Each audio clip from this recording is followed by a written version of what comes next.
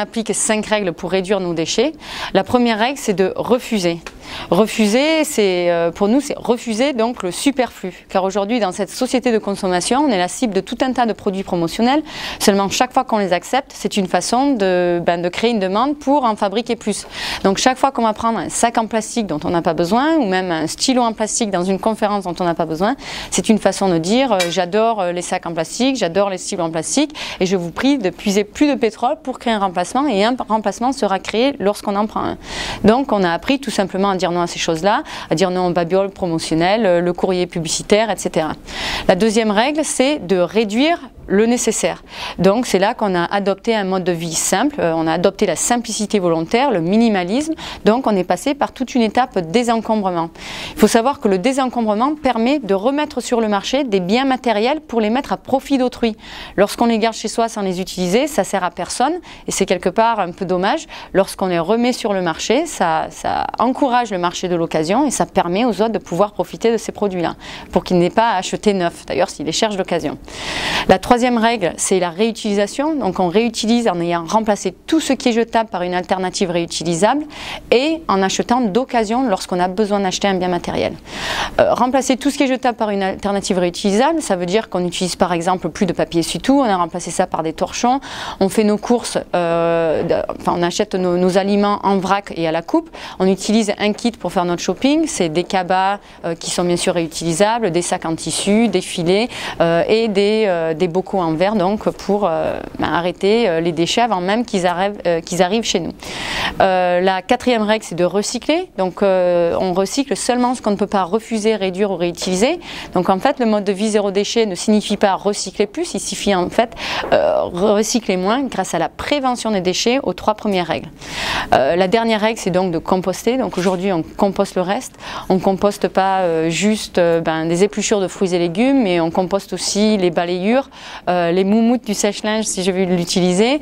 On composte aussi les ongles et aussi les cheveux donc de mon mari et de mes fils. Les miens, je les fais recycler, je les laisse pousser, et ensuite je les fais couper et je les envoie à une organisation qui en fait des perruques pour les cancers, pour les malades du cancer. Pardon.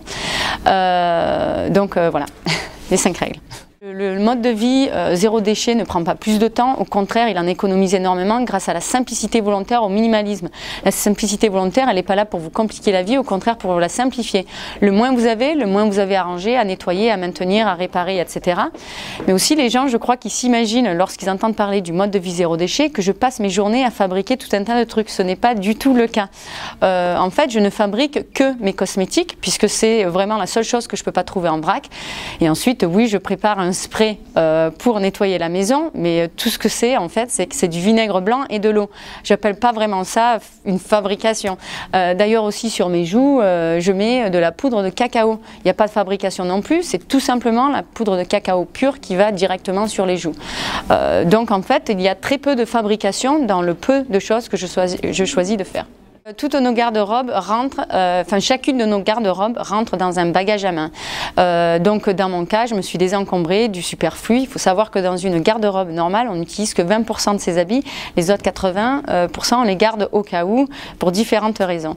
Nous donc, on est arrivé à évaluer quels étaient nos 20%. On s'est défait des autres 80%.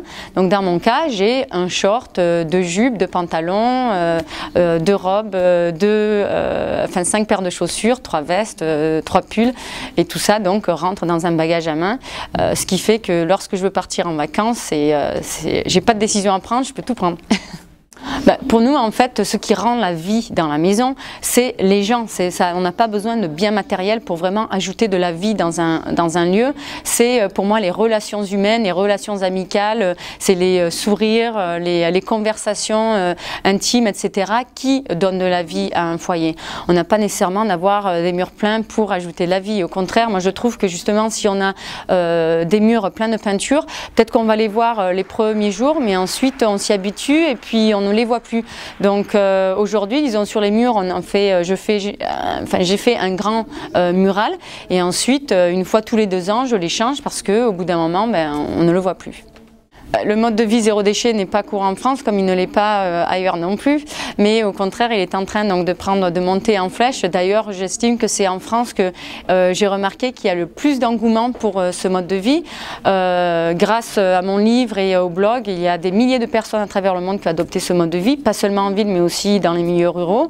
Il suffit bien sûr à chacun de trouver un système qui marche pour soi. Hein. Je suis pas là pour dire à qui que ce soit comment vivre sa vie, mais pour partager mon expérience, en espérant que ça peut inspirer les gens, et ensuite c'est à chacun de l'adapter à ses différences culturelles ou ses différences régionales, etc.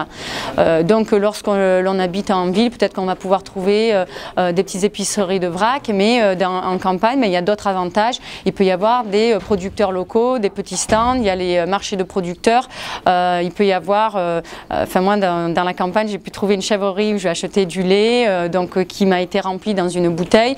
Dans les régions viticoles, on peut faire remplir son vin, etc. Il faut vraiment trouver en fait les avantages de sa région et en profiter au maximum. Alors notre mode de vie est basé sur les expériences et non les biens matériels. Donc au moment de Noël, on se donne des cadeaux d'expérience. Donc par exemple, mes enfants, pour Max à Noël, je vais lui offrir, comme on m'a invité à donner des conférences en Guadeloupe, on en profite pour y aller en vacances et donc ça me donne l'occasion d'offrir à mon fils une certification de plongée sous-marine.